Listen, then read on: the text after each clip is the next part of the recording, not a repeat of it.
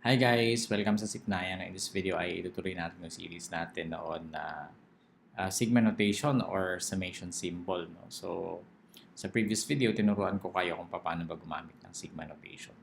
Sabi natin yung sigma notation, ginagamit siya pag may mga ina-add tayo na expressions no, na may pattern. No? So, for example, ito, 3x minus 8, 3x minus 9, 3x minus 9, 3x minus 11. No? So, summation means sigma means summation.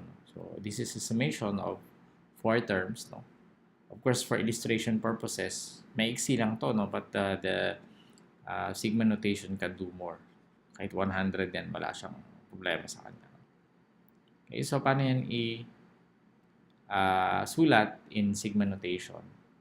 So una, you write the sigma and you write the expression in front. No? Dito sa kanan niya. And yung mga constant, meaning yung mga hindi nagbabago, I'm using the word constant in a different context, no? Here. Usually kasi pag constant number yan, di ba? But here, pag sinabi kong constant ay yung hindi nagbabago. So, I'm not using it as a technical term.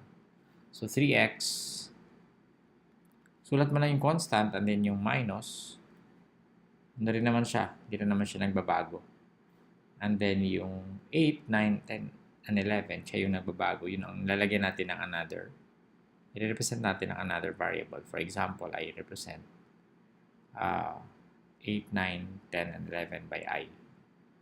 Pero dapat malaman ko kung ano yung mga values ng I ko. Diba? So I just have to put I equals kung saan siya nag-start, no? And then kung saan siya nag-stop. So 11. So meaning, ang ibig sabihin ng notation na to, you add all 3x minus I from 8 to 11. No? So ibig sabihin, you substitute 8 and then you add 9, gawin mo siyang 9 and then you add, and then gawin mo 10, you add and so on. Para ito. No? What about this one? 9y is very easy to spot. No? Hindi nagbabago. And of course, yung exponent lang, nagbabago. So, for example, gusto ko gawin tong k. Exponent niya, k from 2 up to 4. Okay, so, this is 9y raised to k. Ayusin natin. 9y raised to k. What about this one? 2a plus 3, 2a plus 4. So 2a is constant, meaning summation of 2a plus, gusto nyo itawag dyan. So 3, 4, dapat ata 5 ito. Okay. So 2a plus j, for example. Pero notice that the number here, the second term ng bawat isa, ikapareho siya ng exponent. So therefore, pag j ito, j rin yung exponent natin. Okay? And then yung ating j, no, is from 3 to 5. Okay, what about this one? This is very easy also. Summation of x sub I, y sub I. Okay. Of course, you can use other variables, x sub j, y sub j kung gusto mo. But I'm using I here. I equals 1. So, siyempre, pag nag-substitute siya ng 1 dito, 1 din dapat dito. Diba?